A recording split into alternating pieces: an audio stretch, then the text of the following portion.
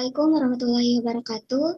Izin memperkenalkan diri, kami dari kelompok 19 tugas interprofesionalisme 1. Baik, di sini kami akan membacakan hasil diskusi kami mengenai skenario kasus peran apoteker dan peran dokter dan apoteker.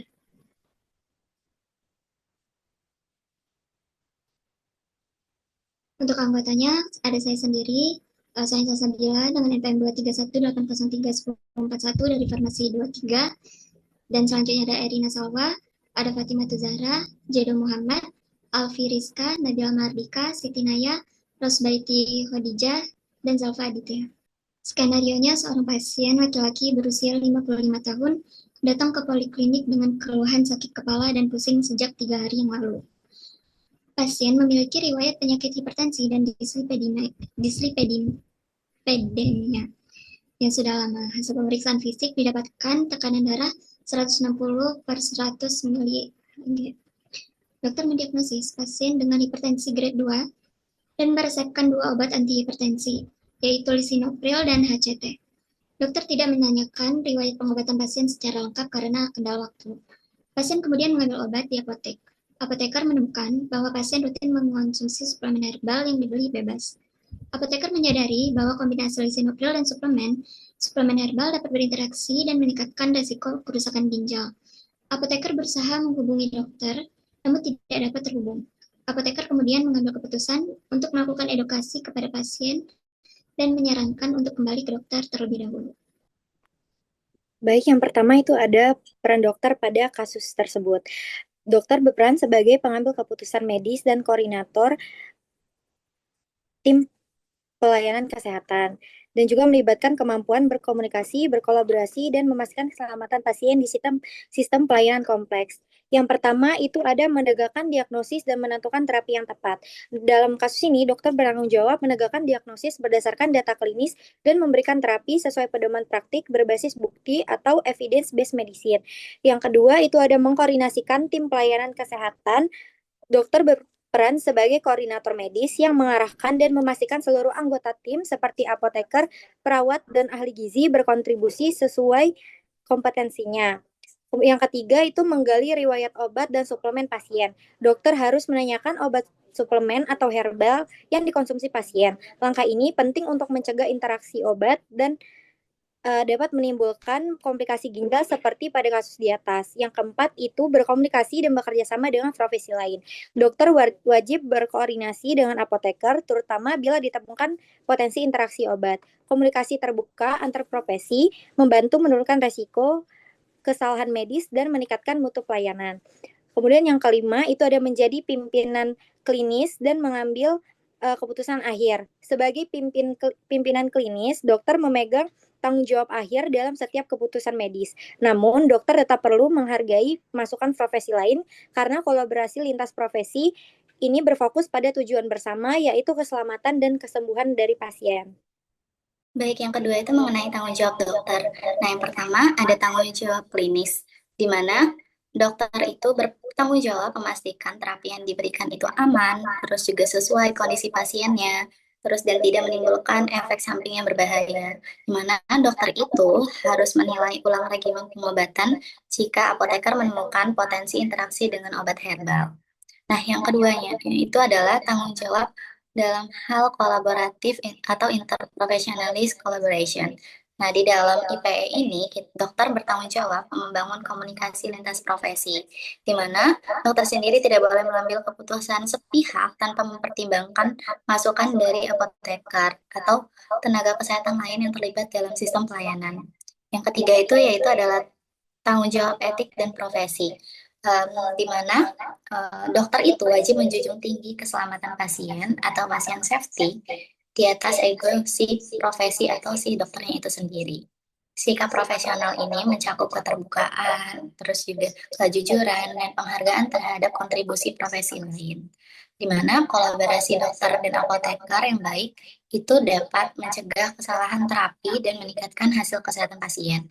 Lalu yang keempat itu adalah sistem best practice, di mana dokter itu harus memastikan bahwa tindakannya adalah bagian dari sistem pelayanan kesehatan yang lebih luas. Nah, keputusan medis itu perlu mempertimbangkan dampaknya terhadap tim, alur kerjanya juga, terus serta kebijakan dari rumah sakit. Dengan pendekatan ini, resiko kesalahan dan tumpang tindih tindakan dapat diminimalkan. Lalu yang terakhir itu ada tanggung jawab dalam bidang sosial dan advokasi pasien. Nah, dokter itu berperan sebagai advokat pasien dengan memastikan setiap individu menerima pelayanan yang adil, aman, dan berbasis bukti. Kolaborasi antara dokter dan apoteker ini juga akan berkontribusi terhadap peningkatan kesetaraan akses dan kualitas si pelayanannya, terutama pada populasi yang rentan. Oke, baik. Selanjutnya setelah kita membahas terkait dengan peran dan tanggung jawab dokter, mari kita membahas terkait dengan peran dan tanggung jawab apoteker. Yang pertama di sini sebagai orang yang menetapkan keamanan obat dan campuran bahan farmasi berdasarkan keabsahan ilmu kefarmasian, di mana teman sejawat seperti apoteker harus bisa melakukan pengkajian resep dan screening interaksi obat secara komprehensif melalui identifikasi masalah keamanan. Nah, apoteker ini harus bisa mengidentifikasi potensi interaksi antara obat lisinopril tadi dengan suplemen herbal seperti bahan-bahan dari bahan resep lainnya. Nah, melalui dasar ilmu kefarmasian yang pertama yaitu dari sildenafil, karena sildenafil ini adalah obat ACE inhibitor yang dikenal sebagai obat yang memiliki nefrotektif pada dosis tertentu. Namun lisinopril juga dapat menyebabkan atau memperburuk kerusakan ginjal atau nefrotoksisitas, terutama pada kondisi dehidrasi atau interaksi obat tertentu. Nah, yang kedua, interaksi obat tadi itu tuh dikhawatirkan dapat meningkatkan nefrotoksisitas dan hiperkalemia. Nah, banyak juga suplementasi herbal dapat memiliki efek diuretik atau mempengaruhi elektrolit. Jika suplemen tersebut bersifat nefrotoksik atau mempengaruhi potasium, resikonya akan bertambah parah saat dikombinasikan dengan ACE inhibitor. Nah, kesimpulannya, apoteker tuh harus bisa menjamin keamanan campuran obat antara suplemen tanpa mengetahui jenis suplemen secara spesifik dan tanpa konfirmasi atau penyesuaian dari dokter. Oleh karena itu, apoteker harus bisa mengambil keputusan yang absah secara keilmuan untuk menunda penyerahan dan melakukan intervensi. Nah, yang kedua di sini yaitu menyiapkan diri sebagai sumber informasi tentang obat atau bahan farmasi berdasarkan keilmuan yang dimiliki. Nah, apoteker itu harus bisa menjalankan perannya sebagai konsultan obat atau Drug Information Officer atau DOI. Nah, bagi sejawat atau dokter, apoteker itu bisa bertindak sebagai sumber informasi dengan memberitahu dokter tentang temuan suplemen herbal dan potensi interaksi serius yang didapatkan meningkatkan risiko kerusakan ginjal pada pasien hipertensi grade 2. Nah, apoteker ini bisa bertanggung jawab untuk merekomendasikan tindakan klinis selanjutnya, misalnya perlunya pemeriksaan fungsi ginjal atau elektrolit dan peninjauan ulang regimen terapi berdasarkan bukti ilmiah atau berdasarkan dari evidence-based medicine tadi tentang interaksi obat atau suplemen. Nah, upaya apoteker untuk menghubungi dokter meskipun tidak berhasil menunjukkan tanggung jawab proaktif dalam manajemen terapi pasien. Nah, itu yang terkait dengan bagi sejawat atau dokter. Nah, bagi masyarakat atau pasien, apoteker itu bisa menjadi sumber informasi utama saat edukasi, menjelaskan dengan bahasa yang mudah dipahami tentang bahaya antara kombinasi dari obat tersebut, yaitu lisinopril dan juga suplemen herbal tadi tanpa sepengetahuan dokter. Apoteker menjelaskan bahwa suplemen herbal bukanlah obat biasa dan dapat mempengaruhi fungsi ginjal yang sudah beresiko, serta penjelasannya perlu menjelaskan kembali ke dokter tersebut. Nah, di sini yang ketiga ada yaitu memberi penjelasan kepada pasien mengenai gejala tentang obat berdasarkan resep dokter dan bahan farmasi sehingga menjamin efek farmakologi yang optimal. Nah, di sini teman sejawat seperti apoteker harus bisa memberikan edukasi pasien atau KIE, yaitu komunikasi, informasi, dan edukasi yang tujuannya untuk menjamin keselamatan dan efikasi terapi yang optimal.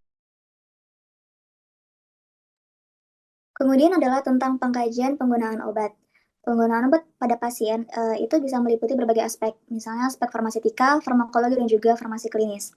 Dari aspek farmasetika, itu mencakup tentang sediaan obat, baik itu bentuk maupun stabilitas obat. Kemudian kompatibilitas dan juga interaksi fisik dari obat terhadap pasien. Kemudian bagaimana penyimpanan dan juga pelabelan terhadap obat. Jadi untuk pada aspek farmasetika ini, dari sisi teknologi farmasi, kedua zat yaitu lisinopril maupun HCT itu aktif dalam kompatibel secara fisik dan kimia.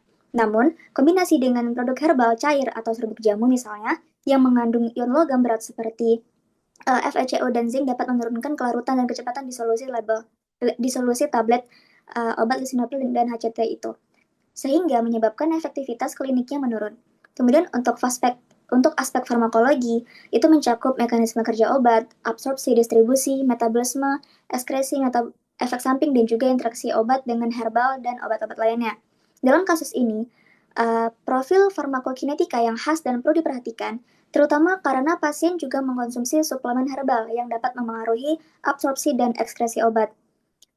Dan kita dapat mengidentifikasi bahwa pasien menggunakan lisinopril yang merupakan golongan ACE inhibitor dan juga hidroklorotiazid yang merupakan golongan diuretik tiazid. Hal ini perlu diperhatikan kombinasinya dengan penggunaan obat herbal. Kemudian untuk farmasi klinis, itu mencakup rasionalitas terapi dan juga proses dan aspek farmasi klinis yang dilakukan apoteker. Namun, terapi ini perlu dimonitoring ketat terhadap fungsi ginjal dan kadar elektrolit pada pasien karena terdapat risiko hipo ataupun hiperkalemia, terutama pada pasien yang mengkonsumsi produk herbal ataupun suplemen tanpa pengawasan medis. Selanjutnya adalah identifikasi permasalahan obat, di mana setiap obat yang bekerja dalam tubuh itu dapat menimbulkan efek samping yang menguntungkan atau merugikan, itu tergantung kepada kondisi dari pasien dan faktor lainnya. Yang pertama itu adalah interaksi obat atau drug reaction,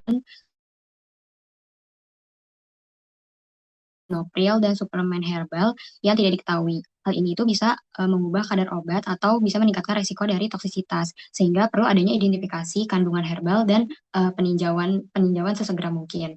Lalu yang kedua adalah pemilihan obat yang tidak tepat atau improper drug selection, di mana penggunaan suplemen herbal untuk hipertensi ini tidak sesuai dengan pedoman klinis, karena itu belum ada bukti yang efektif. Lalu kombinasi dengan lisinopril dan HCT itu bisa membuat terapinya itu tidak rasional dan dapat menghambat pencapaian dari tujuan terapi. Lalu yang ketiga, ada reaksi obat yang merugikan atau adverse drug reaction, di mana kombinasi lisinopril ini memiliki kerja obat itu untuk meningkatkan kalium, sedangkan HCT ini untuk menurunkan kalium yang dapat mengganggu keseimbangan elektrolit. Dan di sini juga ditambah dengan herbal diuretik sehingga perlu monitor kadar kalium rutin untuk mencegah komplikasi dari jantung. Lalu yang keempat adalah gagal menerima pengobatan, di mana dalam kasus ini kurangnya koordinasi antara tenaga kesehatan yang membuat apoteker sulit untuk konfirmasi keamanan kombinasi obat herbal. Akibatnya pasien itu beresiko mendapat terapi tidak optimal dan tindak lanjutnya jadi terlambat. Lalu yang terakhir adalah penggunaan obat tanpa indikasi, di mana suplemen herbal itu dikonsumsi tanpa indikasi medis dan pengawasan, sehingga beresiko untuk menurunkan efektivitas terapi dan menimbulkan efek samping, dan termasuk juga dengan penggunaan obat yang tidak rasional. Selanjutnya adalah analisis terkait permasalahan obat. Untuk permasalahan yang pertama yaitu mengenai interaksi obat ataupun drug interactions-nya. Jadi permasalahan utama yang teridentifikasi pada skenario kasus ini merupakan potensi yang berbahaya antara lisinopril yang merupakan golongan ACE inhibitor dengan suplemen herbal yang telah dikonsumsi pasien secara rutin. Maka dari itu, farmasis perlu memberikan edukasi kepada pasien untuk menghentikan sementara konsumsi suplemen herbal hingga mendapat konfirmasi keamanan dari dokter. Permasalahan selanjutnya adalah pemilihan obat yang tidak tepat ataupun improper drug selection. Kombinasi terapi antara lisinopril dan HCT sebenarnya sudah sesuai dengan pedoman GNC8 dan PERI 2021 untuk hipertensi derajat 2, namun menjadi kurang rasional karena dikombinasikan dengan suplemen herbal yang belum terbukti secara ilmiah khasiatnya. Permasalahan selanjutnya adalah reaksi obat yang merugikan ataupun adverse drug reaction. Permasalahan ini itu merupakan potensi reaksi obat yang merugikan akibat adanya gangguan keseimbangan elektrolit pada pasien.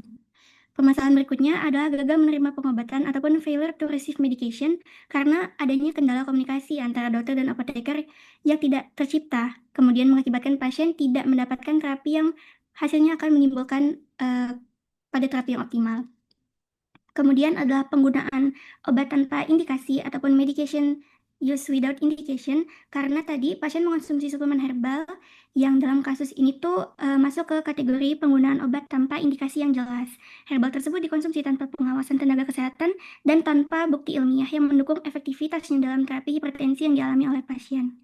Kemudian terdapat kurangnya pemantauan dan edukasi pasien. Jadi pada dalam kasus ini juga menunjukkan adanya kekurangan dalam aspek pemantauan dan edukasi pasien. Pasien tidak memahami bahwa kombinasi obat dan suplemen herbal yang dikonsumsinya dapat menimbulkan interaksi yang berbahaya, khususnya pada ginjal dan sistem kardiovaskularnya.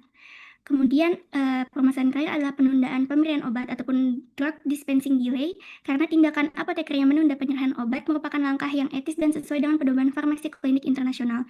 Apabila terdapat potensi interaksi obat dengan suplemen herbal yang berisiko tinggi dan dokter belum bisa dihubungi, apoteker memiliki kewenangan untuk menunda sementara penyerahan obat demi keselamatan pasien ataupun patient safety yang berdasarkan pedoman WHO Good Pharmacy Practice pada tahun 2011.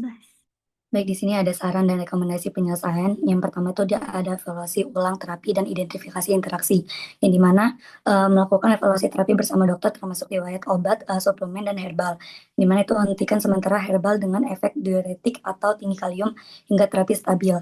Lalu yang kedua itu ada pemantauan fungsi ginjal dan elektrolit. Lalu yang ketiga itu dia ada edukasi pasien mengenai obat dan herbal. Lalu yang keempat itu dia ada edukasi pasien dan penundaan penyerahan obat.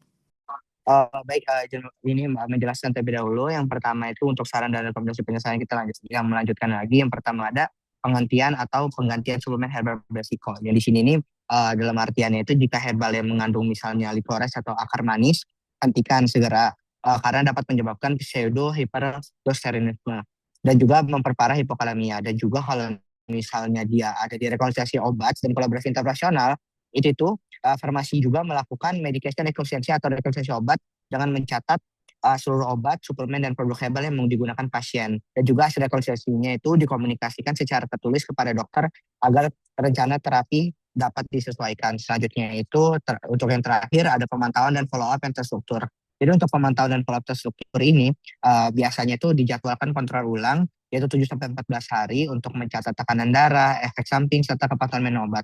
Dan juga biasanya menggunakan buku catatan tekanan darah rumah atau home blood pressure monitoring. Rekomendasi monitoring pengobatan untuk pasien. Terkait fungsi ginjal dengan parameter yang diperiksa ada serum kreatinin, ureum, dan EGFR. Dengan waktu pemeriksaan baseline 3-7 hari setelah terapi dimulai, kemudian tiap 4-6 minggu.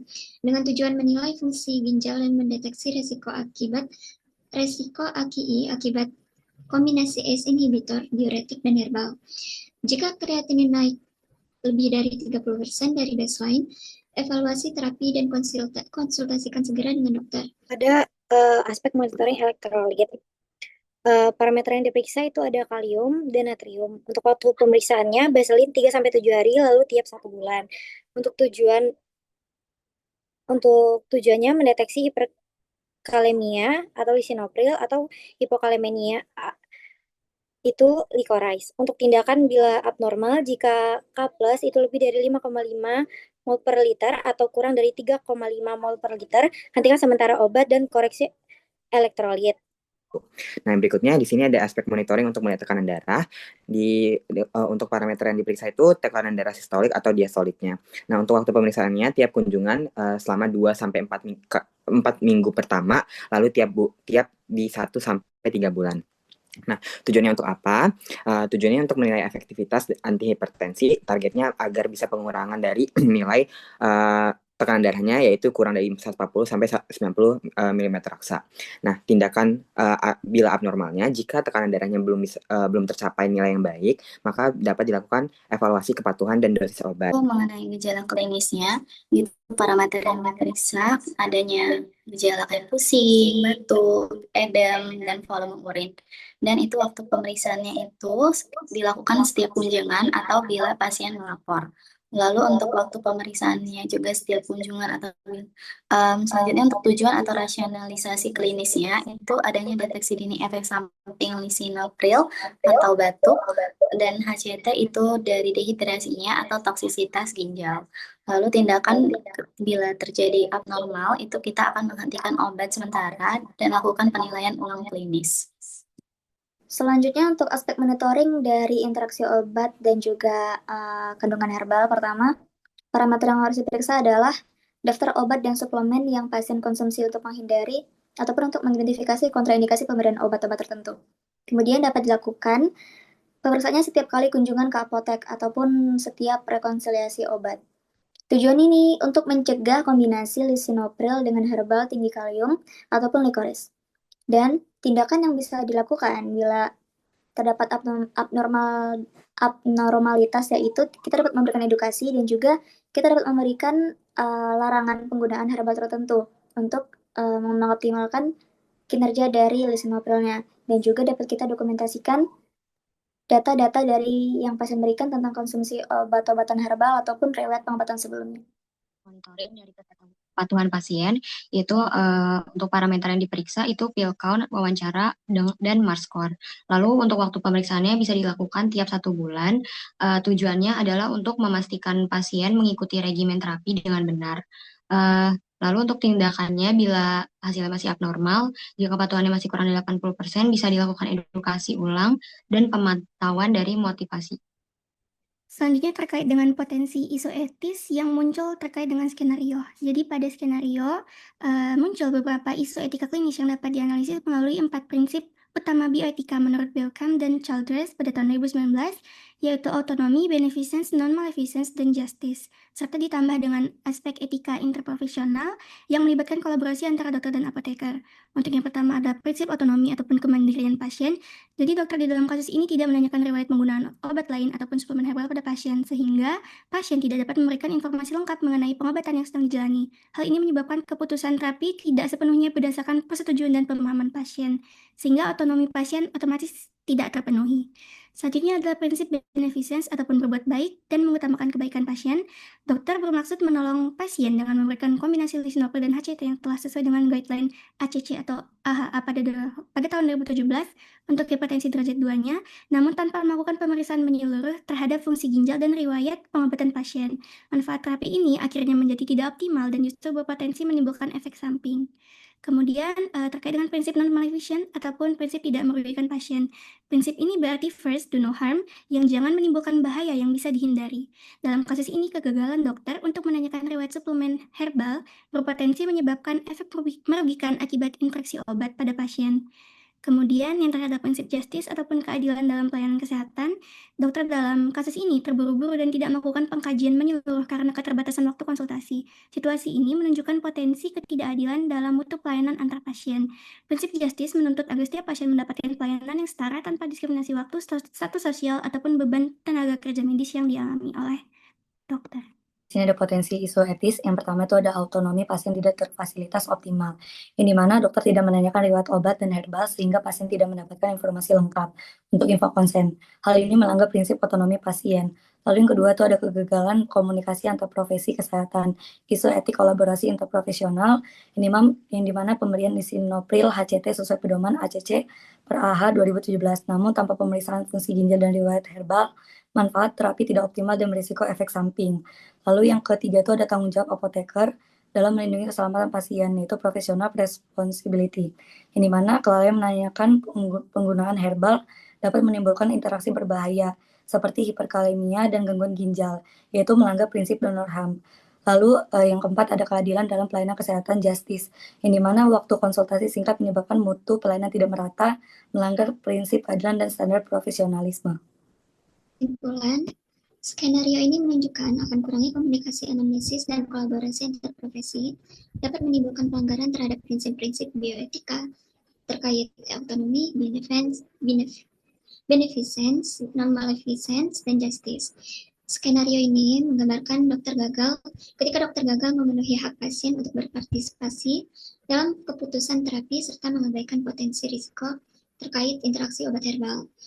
Sementara apoteker mengambil langkah etis untuk melindungi keselamatan pasien meski koordinasi lintas profesi belum optimal. Maka dari itu, penerapan prinsip bioetika dan komunikasi interprofesional yang efektif sangat penting guna menjamin keselamatan dan keadilan dalam pelayanan kesehatan. Sekian dari kami, ini merupakan referensi yang kami gunakan. Terima kasih. Wassalamualaikum warahmatullahi wabarakatuh.